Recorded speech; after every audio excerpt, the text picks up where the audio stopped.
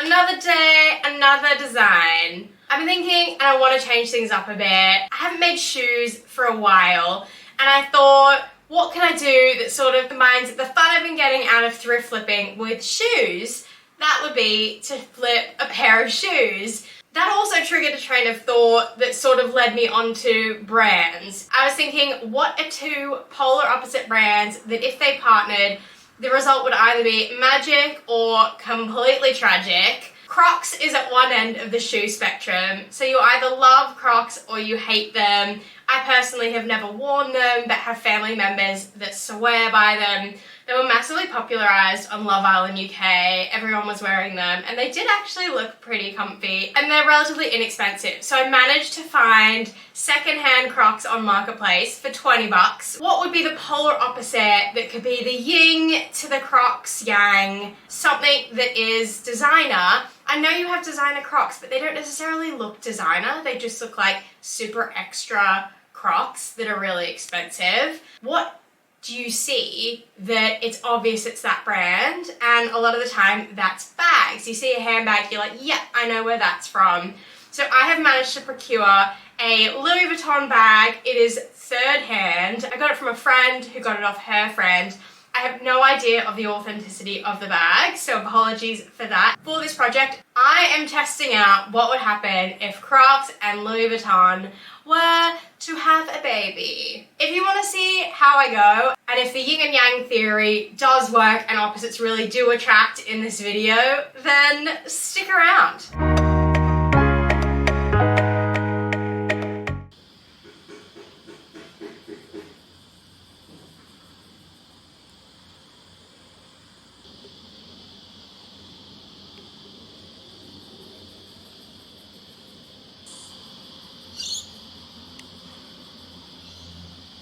So to start with, I need to wash my Crocs.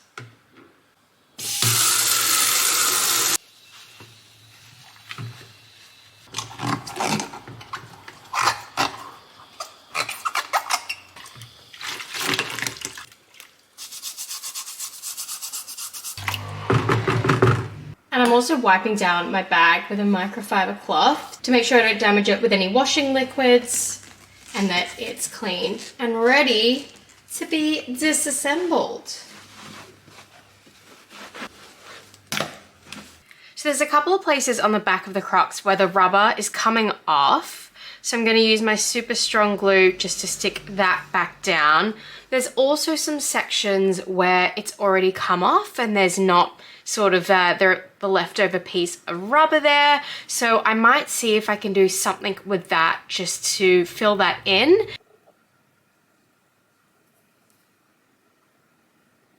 To try and fix the sections on the back of the shoe where the rubber's missing, I have a whole sheet of rubber and I've decided to try and do a rhinoplasty, so a nose job. I'm just pretending this is the rib of the shoe and that it was somehow connected. So I'm going to cut this up and sort of shape it, try and stick it down, and hopefully that will give a good shape, and when I paint over it there won't be too much of a colour difference, but we shall see.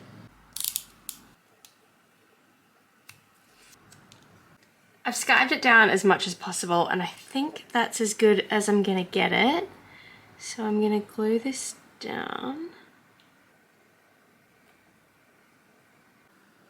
So the patches actually turned out pretty well. The rhinoplasty is complete. Alright, I'm taping up where I don't want my magenta paint to go.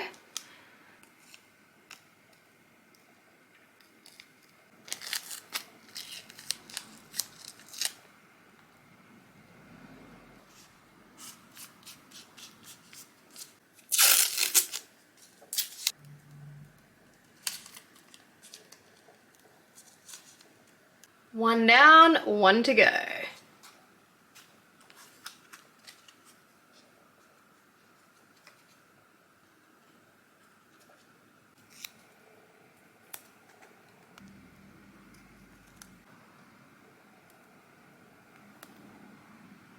And now I have both my Crocs all taped up and ready to be painted with the magenta paint.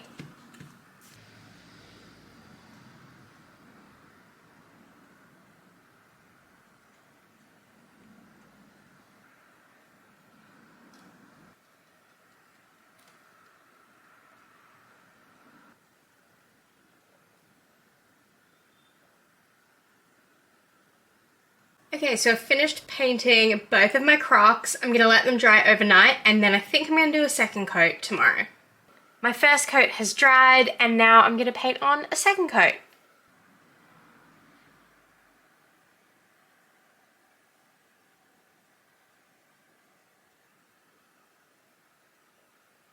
Now I've just got my second layer on and I'm gonna leave it to dry. I left my Crocs to dry overnight. They're looking pretty good with their 2 coats of magenta acrylic paint. So now I need to make my pattern pieces. What I'm going to do is tape up the rest of the front of the shoe, mark out where all the breathing holes should be. I'll then decide if I want to keep them all or not. And then I'll peel this off, put it onto some butcher's paper, and I'll have my pattern pieces for both of the shoes.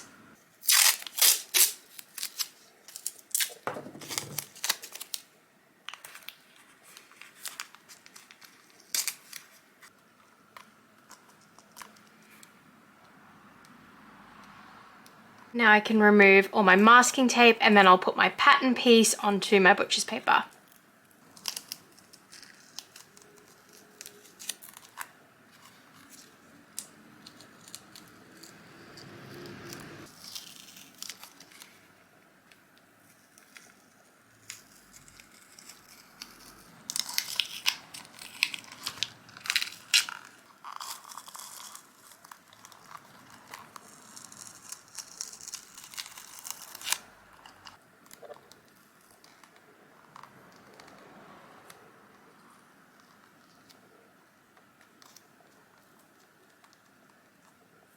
Now I'm taking off my masking tape, which is going to form my pattern piece, and then I will place it onto my butcher's paper, making sure that I spread the weight of any curved sections out.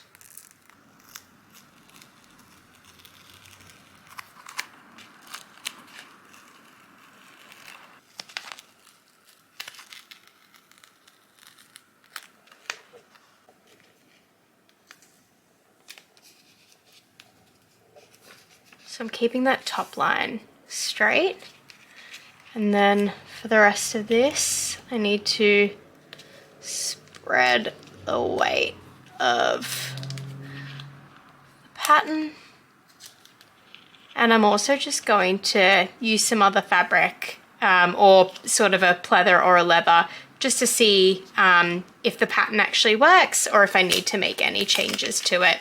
So I'll do a dry run first with the non-Louis Vuitton fabric. Now I'm tracing around my pattern piece and then I will cut this out and do the same for the right foot pattern.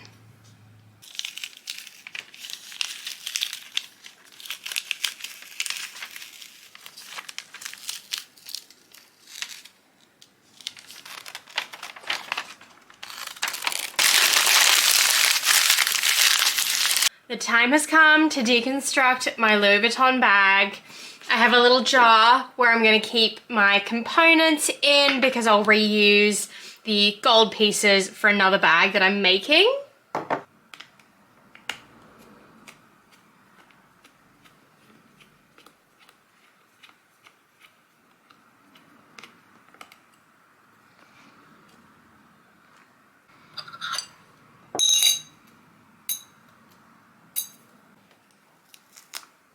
Alright, the first piece has been removed. I'm just putting the screws back into this one so that I know exactly what screws belong to each piece for when I do reuse this.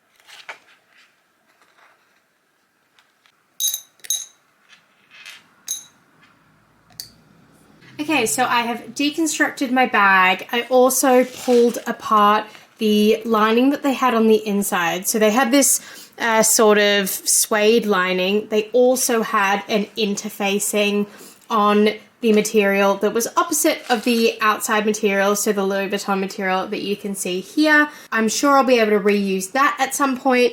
I've also kept all the structure pieces. So I'm about to cut out a couple of mock pattern pieces. I'm trying to get a material that sort of matches this in terms of stretchiness. There's no stretch from side to side, but up and down there is some stretch. So that will mean that when I'm sort of putting it on the shoe, I can stretch it up and down to fit it, but I won't be able to do too much in terms of side to side.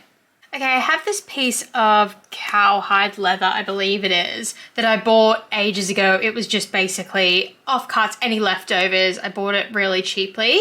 Stretching across, there's not much, so the same as the Louis Vuitton material. Across, it didn't stretch that much, but up there is some stretch. So I'm going to trace my couple of patterns onto this, cut them out, and see how they fit onto my Crocs.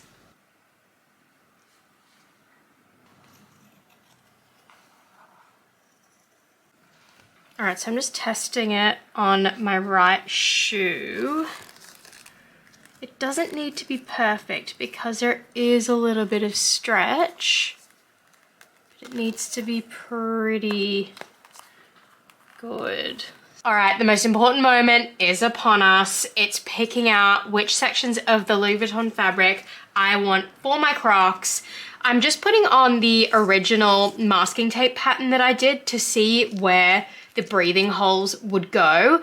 I've decided I'm going to cut out the middle 4 on each because that means I can have the Louis Vuitton with no holes in it at all at the center of each of the shoes. Yes, I am going to get a little bit of where the material's already been stitched, but to be able to use one piece of material and not waste any of the rest, I think is pretty good. So I'll sort something out if where the stitching looks really bad. Now I'm gonna place my paper pattern pieces on top, trace this out. I'll do about a 1/2 mil out so that I can use my pen. I don't want to turn it over because I'm worried that I will forget exactly where I've placed it, and I've managed to match them up pretty well, I think.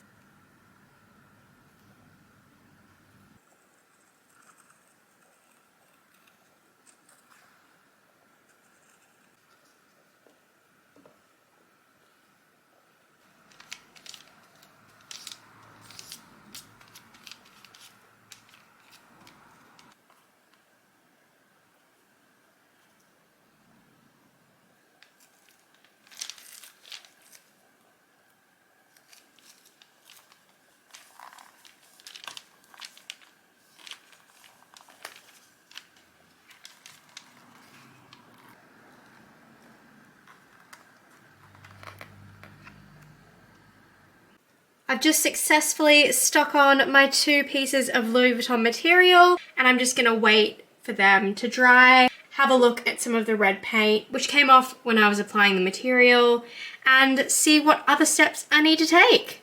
I've changed my mind about adding in all of the breathing holes. I think it's just gonna interrupt too much of the fabric.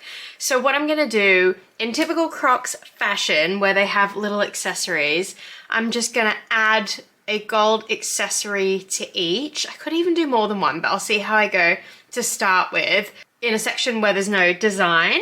So I'll put it through, I think there on either side, and see how that looks.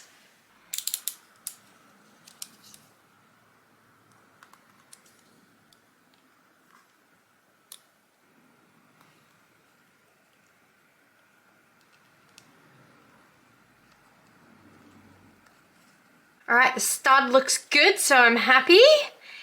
Now I just need to touch up where some of the paint either came off or isn't quite to the line of material, and then I'll see how they look.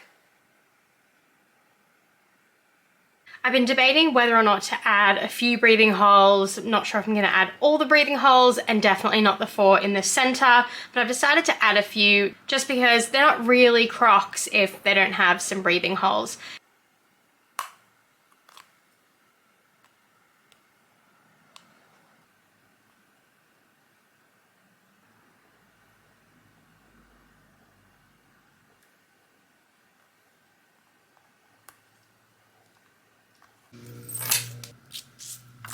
So as a final touch, I'm going to add just an old necklace that I bought. I remember when I bought it, it gave me a rash because it's made of really bad material, so I'm super happy to cut this up. I'm going to do sort of a chunkier piece on each top edge and then a thinner piece around the bottom.